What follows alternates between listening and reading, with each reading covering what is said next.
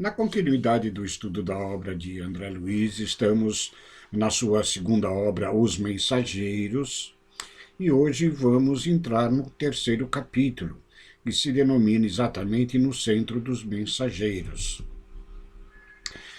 André, na continuidade do capítulo anterior, onde, segundo as próprias sugestões de Narcisa, para que ele procurasse agora novas atividades em nosso lar, ele é encaminhado por Tobias, seu companheiro de trabalho lá na Câmara de Retificação, ao Ministério das Comunicações e é apresentado a Aniceto. Aniceto explica no capítulo anterior o seu sistema de trabalho, de preparação, daqueles que irão trabalhar em auxílio aos encarnados na Terra, e agora André Luiz vai ser encaminhado ao Centro dos Mensageiros para começar a sua preparação, o seu treinamento. E inicia-se o capítulo da seguinte forma. No dia seguinte, após ouvir longas ponderações de Narcisa, a sua amiga, demandei o Centro de Mensageiros no Ministério da Comunicação. Acompanhava-me prestigioso Tobias, não obstante os imensos trabalhos que lhe ocupavam o círculo pessoal. Deslumbrado, atingi a série de majestosos edifícios que se compõem a sede da instituição. Julguei encontrar algumas universidades reunidas ali, tal a enorme extensão deles. Pátios amplos, povoados de arvoredos e jardins, convidavam a sublimes meditações. Tobias arrancou-me do encantamento, exclamando: o centro é muito vasto. Atividades complexas são desempenhadas neste departamento de nossa colônia espiritual. Não creio esteja resumida a instituição nos edifícios sobre os nossos olhos. Temos nessa parte tão somente a administração central e alguns pavilhões destinados ao ensino e à preparação em geral. Mas esta organização imensa, diz André Luiz, restringe-se ao movimento de transmissão de mensagens? Pergunta ele. O companheiro sorriu significativamente e esclareceu. Não supõe, André, se encontra aqui localizado o serviço de correio simplesmente. O centro prepara entidades a fim de que se transformem em cartas vivas de socorro e auxílio aos que sofrem no umbral, na crosta e nas trevas. Veja que no Centro dos Mensageiros são preparados pessoas, espíritos, como cartas vivas, como mensageiros de paz e de amor do Evangelho de Jesus, destinados a socorrer tantos quantos necessitem nessas esferas mais difíceis da Terra, na crosta, no umbral e lá nas trevas, ok? Acreditaria, porventura, continua Tobias, que tanto trabalho se destinasse apenas à mera movimentação de noticiário? Amplia suas vistas. Este serviço é a cópia de quantos se vem fazendo nas mais diversas cidades espirituais dos planos superiores. Nós sabemos que nas nações dos continentes velhos, na Ásia, na Europa principalmente, onde as colônias espirituais já estão organizadas há muito mais tempo, esse tipo de trabalho já existe. E em nosso lar, colônia situada acima da região do Rio de Janeiro, também agora se prepara para esses serviços espirituais. Continua Tobias, preparam-se aqui numerosos companheiros para a difusão de esperanças e consolos, instruções e avisos nos diversos setores da evolução planetária. Nós sabemos que a mediunidade de intuição, aquela de inspiração, é a mediunidade da nova era. Isso em decorrência até desta ligação que se prepara entre o plano dos espíritos e o plano dos encarnados para que haja uma junção e cada vez mais evoluindo o planeta e a sua humanidade, mais essa ligação se torna mais estreita.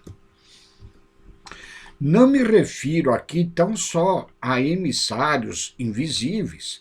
Nós organizamos turmas compactas de aprendizes para a reencarnação. Médiuns e doutrinadores saem daqui a centenas anualmente. Tarefeiros de conforto espiritual encaminham-se para os círculos carnais em quantidade considerável, habilitados pelo nosso centro de mensageiros. Veja que, além da atuação invisível dos espíritos, onde eles atuam nessas regiões trevosas, umbralinas, e mesmo aqui na crosta terrestre, né? Também nesse centro são preparados espíritos que vão reencarnar, ou que já reencarnaram, lembrando que essa obra foi publicada em 1944, portanto, todos nós hoje que nos encontramos encarnados aqui na Terra, possivelmente estivemos presentes neste centro de treinamento ou em outras colônias igualmente iguais a de nosso lar. Então, este centro de mensageiros prepara médiums para trazerem ou para fazerem esta interligação entre os dois planos. Nós sabemos que a mediunidade sempre existiu desde que o homem é homem, desde que ele foi constituído individualizado aqui no plano terreno. Mas que, com a evolução da humanidade, cada vez mais se torna necessário esta ligação entre os dois planos de existência, que são separados por questões vibracionais, mas que ainda nós não temos a compreensão e o entendimento destas necessidades. Mas com certeza nós hoje aqui na Terra temos, através da própria doutrina espírita, né, os esclarecimentos desta comunicabilidade com o plano espiritual. Vale dizer também, e aqui esclarecendo, quando o Tobias fala de doutrinadores e médium, hoje nos nossos meios espíritas, hoje nós já não usamos mais a palavra doutrinador, mas sim a palavra dialogadores. São aqueles irmãos que dialogam através de um médium com espíritos que ainda se encontram, muitas das vezes, ignorantes das leis divinas, ignorantes da lei de amor de Jesus, da Boa Nova, onde muitas vezes nós mesmos, ainda imperfeitos que somos, não temos as condições necessárias de sermos verdadeiramente doutrinadores, mas dialogadores, conversando com os irmãos com paciência, com muito amor e com espírito de caridade, no intuito de ajudar tanto os irmãos desencarnados quanto aqueles encarnados que se encontram sob influências às vezes negativas destes companheiros. Mas continuando fora este parêntese, depois dessa informação de Tobias, André interroga surpreso: que me diz? Segundo seus informes, os trabalhos de esclarecimento espiritual devem estar muitíssimo adiantados no mundo. Não se esqueçam de que André Luiz, enquanto encarnado aqui na Terra, muito provavelmente final do século XIX, começo do século XX, ele deve ter desencarnado lá pela década de 20, 30, mais ou menos, do século passado, onde ele, inclusive, não tinha uma certa afinidade com doutrinas espiritualistas, com certeza, e mesmo ele, por informações na obra O Nosso Lar, né, ele frequentava a religião somente como um aspecto de conduta social, né, mas sem adentrar exatamente ao espírito da religiosidade. Então, para ele, esta informação de que as comunicações aqui na Terra estavam muito adiantadas, né, pegam ele de surpresa, ao que Tobias vai rechaçar essa sua ideia. Repetindo esse trecho, que me diz, segundo os seus informes, os trabalhos de esclarecimento espiritual devem estar muitíssimo adiantados no mundo.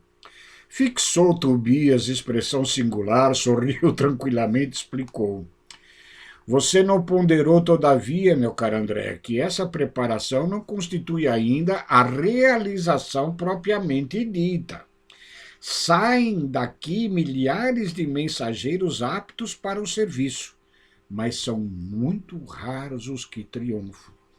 Alguns conseguem execução parcial da tarefa, outros fracassam de todos. O serviço legítimo não é fantasia, é esforço sem o qual a obra não pode aparecer nem prevalecer. Olha essa informação de Tobias. Partem milhares de espíritos para reencarnarem na Terra com esse trabalho de comunicadores através do diálogo com a espiritualidade e dos médios, que aqui reencarnam com o trabalho a ser executado em benefício da comunicação entre os dois planos. Contudo, segundo informações aqui, a maioria falha, a maioria não cumpre nem quase nada da tarefa, e muitos, quando cumpre apenas uma parte. Este livro fala de nós, hoje, aqui encarnados. Longas fileiras de médios e doutrinadores para o mundo carnal partem daqui, com as necessárias instruções porque os benfeitores da espiritualidade superior, para intensificarem a redenção humana, precisam de renúncia e altruísmo. Quando os mensageiros se esquecem do espírito missionário e da dedicação aos semelhantes, costumam transformar-se em instrumentos inúteis. Nós, na maioria das vezes, quando partimos de lá com gloriosas missões de trabalho no campo da mediunidade, do diálogo com os espíritos desencarnados, né? Aqui nós nos atentamos às nossas necessidades pessoais por puro egoísmo, orgulho e vaidade, e nós não cumprimos a tarefa a que viemos destinados. Olha só a nossa responsabilidade. Esta obra, Os Mensageiros, de André Luiz, vai tratar e trazer exemplos de como todos nós, aqui na Terra, falhamos nesta dedicação que teríamos que ter para a evolução da própria humanidade, nesta comunicação entre os dois planos. Há médios e mediunidade, doutrinadores e doutrina, como existe a enxada e os trabalhadores. Pode a enxada ser excelente, mas se falta o espírito de serviço no cultivador, o ganho da enxada será inevitavelmente a ferrugem. Assim acontece com as faculdades psíquicas e com os grandes conhecimentos. A expressão mediúnica pode ser riquíssima, entretanto, se o dono não consegue olhar além dos interesses próprios, fracassará fatalmente na tarefa que lhe foi conferida. Acredite, meu caro André, que todo trabalho construtivo tem as batalhas que lhe dizem respeito. São muitos escassos os servidores que toleram as dificuldades e reveses da linha de frente. Esmagadora percentagem permanece à distância do fogo forte. Trabalhadores sem conta recuam quando a tarefa abre oportunidades mais valiosas. Milhares de tarefeiros vindos do plano espiritual, e não só do nosso lar, mas com certeza de diversas colunas ao redor de todo o nosso orbe, né, descem na Terra com tarefas dignificantes em torno da mediunidade como processo de evolução da própria humanidade, né, mas falham por imperfeições ainda que trazemos e carregamos dentro de nós. Nós vamos ver mais adiante, não no próximo capítulo, no quarto, mas no quinto, e também parte do sexto capítulo, né, o discurso que eu denomino até como sermão de Telésforo, onde ele vai fazer esta assertiva chamada de atenção a todos nós que temos por tarefa esse processo de comunicação entre os dois planos, para que a humanidade possa se adiantar cada vez mais em direção da nova era que se aproxima. Algo impressionado, considera André Luiz: nossa, isto me surpreende sobremaneira. não supunha que fossem preparados aqui determinados mensageiros para a vida carnal. Ah, meu amigo, disse Tobias sorridente, poderia você admitir que as obras do bem estivessem circunscritas a simples operações automáticas? Será que nós achamos que todo o auxílio que nós recebemos do plano espiritual acontece por milagre, apenas por desejos nossos? Acontece com muito trabalho, com muita dedicação, e que ainda aquelas dependentes de nós encarnados ainda estão longe de serem atingidas. Nossa visão na Terra costuma viciar-se no círculo dos cultos externos na atividade religiosa. Cremos por lá resolver todos os problemas pela atitude suplicante.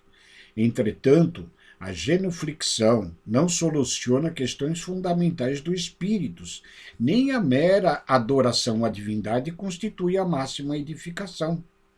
Em verdade, todo ato de humildade e amor é respeitável e santo, e incontestavelmente o Senhor nos concederá suas bênçãos. No entanto, é imprescindível considerar que a manutenção e limpeza do vaso para recolhê-las é dever que nos assiste. Não preparamos, pois, nesse centro simples postalistas, mas espíritos que se transformem em cartas vivas de Jesus para a humanidade encarnada. Pelo menos este é o programa da nossa administração espiritual. Preparam-se cartas vivas para reencarnar junto à humanidade. O André Luiz, em outra obra, já nos disse que nós, provavelmente, aqueles que se dedicam com afinco, com amor à causa de Jesus, serão provavelmente o único evangelho que a maioria das pessoas vão ver e ler, através das nossas atitudes. Olhe nossa responsabilidade. Nós devemos, sim, estudar o Evangelho e a doutrina, mas, acima de tudo, praticar os ensinos de nosso Mestre. Só assim seremos, de fato, estas cartas vivas. Calei emocionado, diz André, ponderando a grandeza dos ensinamentos. Meu companheiro, após longa pausa, prosseguiu observando. Raros triunfam, porque quase todos estamos ainda ligados a extenso pretérito de erros criminosos que nos deformam a personalidade. Na obra No Mundo Maior, de André Luiz, obra que nós veremos mais adiante, André Luiz situa a nossa mente como se fosse um castelo ou uma casa de 3 níveis, onde no subsolo se encontra o subconsciente, no nível do térreo a nossa consciência de existência presente e no sótão a nossa supraconsciência dos anseios da espiritualidade maior. É exatamente no subsolo onde se encontra o pregresso de todas as nossas existências, onde nós, ainda imperfeitos que estamos nesse processo evolutivo, fazemos com que as questões do passado ainda fazem com que nós nos aterremos, ainda como seres presos ao lodo da terra, sem conseguirmos nos alçar a voos maiores na espiritualidade.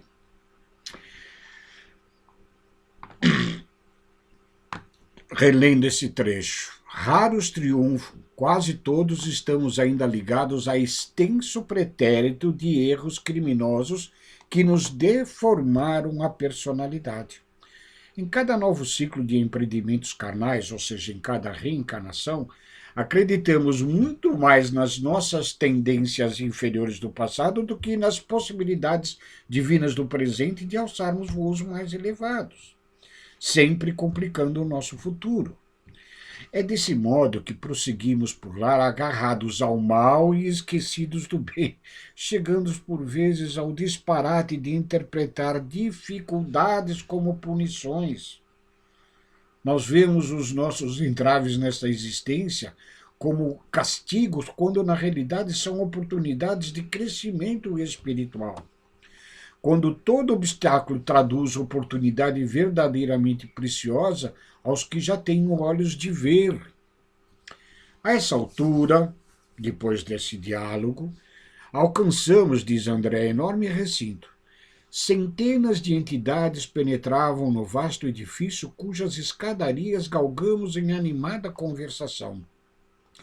Os aspectos do maravilhoso átrio impressionavam pela imponente beleza. Espécie de flores até então desconhecidas para mim adornavam colunatas, espalhando cores vivas e delicioso perfume. Quebrando-me o enlevo, Tobias explicou.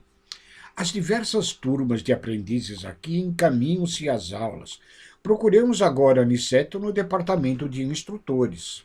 Atravessamos galerias vastíssimas, sempre defrontados por verdadeiras multidões de entidades que buscavam as aulas em palestras vibrantes. Em pequeno grupo que parecia manter conversação muito discreta, encontramos o generoso amigo da véspera, o Aniceto, que nos abraçou sorridente e calmo. Muito bem, disse ele alegre e bondoso. Esperava o novo aluno desde a manhãzinha. E em virtude de Tobias alegar muita pressa, o nobre instrutor explicou. Doravante, André ficará aos meus cuidados. Volte tranquilo, Tobias. Despedi-me do companheiro comovidamente.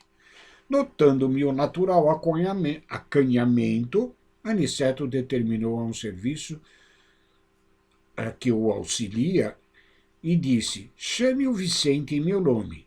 E voltando-se para mim, esclareceu. Até agora, Vicente era o meu único aprendiz médico. Vocês ficarão juntos em vista da afinidade profissional.